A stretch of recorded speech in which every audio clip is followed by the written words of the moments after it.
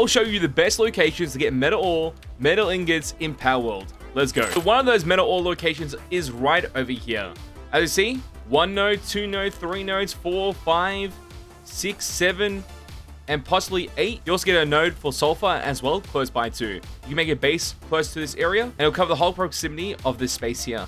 And that is very good because then whenever you assign someone to this area, they'll get that material. And that part of the map is showcased right here next to this tower, the forest area, and at those coordinates highlighted on the bottom left side of the screen, 251 minus 94. That is the access point that you need to get to. It'll always be here. Your starting point in Palworld is right over here. So that's the plateau of beginnings right over here.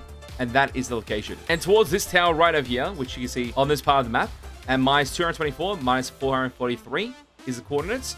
There's 2 areas. There's a boss arena right underneath this waterfall. If you go close toward the waterfall, there'll be a boss area. And in that boss area, there'll be more metal like we showcased earlier in the other location.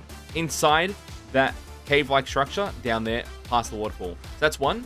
If you get to the very top as well, there'll be another. That other location is right here. There you go. A whole bunch of metal ores close by to each other. Easy way to set up a base. And it's pretty open. So you can put a base icon right over here. Set it up and be able to hit all these nodes all at once and get metal for absolutely free. And I'll show you the best tactic in order to get this for absolutely free. So this is another location that has metal ores. As you see, I have a full functioning base that just farms metal continuously. And they usually transport that metal into these boxes right over here, which then I can take through my power box management menu to my other bases and be able to utilize that resource over there. We have straw beds, feed boxes, springs, and also a furnace over here, alongside berry farms on the side here, more beds, another spring, and just enjoying the vibes of being able to get so much resources for absolutely free. So I can step over these, and I'll be collecting a ton of ores. And as you see from the left-hand side of the screen, 80 ores just like that. And I'm not even doing it in the pickaxe myself. It's all the pals doing it. Now 130, and we have 111 ingots being made already. And it's quite nice to have this opportunity to do so. And you just be able to bring in here, utilize it for another time, and just keep storing them.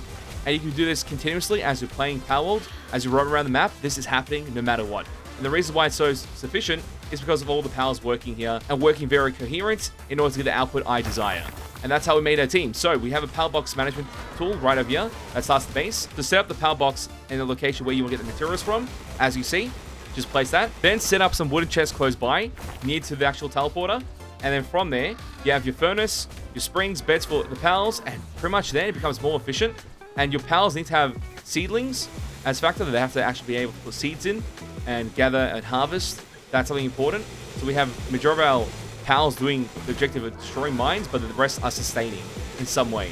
And those pals that we have, I can showcase right now.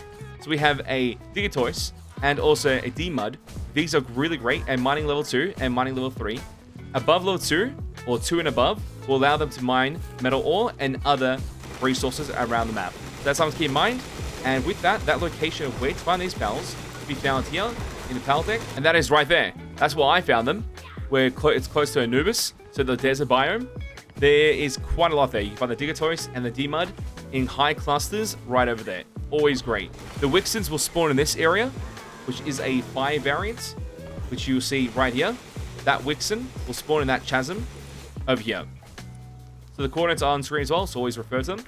That area there will have 3 or 4 of them always. So be able to gather some of those because they're really great at handiwork at level 3. But they also help with flame objectives at level 2 as well, which you can see over here. And the Robin Quill was just one of the best options I had for that current time. He was able to do quite a bit of everything. So that's why I kept him there.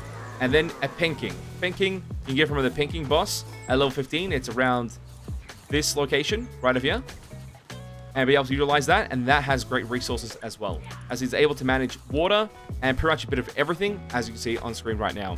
So by having this all fully functional, I'm able to get continuous ore as I'm just chilling, vibing, and they're using their abilities to mine that ore for us. And then anytime I want to go collect it like this, it's on the box already, and that's pretty much it. Very easy, good way to farm up materials like it's nothing, and be able to use that materials for what I need to. Power farm and get to a higher position. If you ever get heavy, just drop your materials and be able to juggle across, or you just half it and then make the run there with the other half and then utilize them when you need to. So that's like the best way of doing it, and it's very, very fun. Like without this, it would take me forever to get to this point where I'm close to level 41 or nearly level 42 at the moment. It would take forever because this ore material is so important to your gameplay, you need to have it in high abundance no matter what. So if you're playing multiplayer, co-op, or even single player, make sure to find these locations that I highlighted earlier in this video and utilize them to your benefit. You have a couple bases up and ready.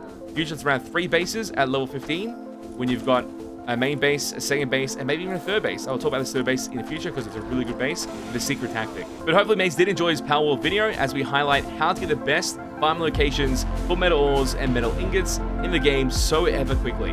And hopefully this does help out in your gameplay as well. Tell me your thoughts in the comment section down below. I'd love to know. And as always, mates, it's been a pleasure, and I'll catch you mates next time. Bye-bye.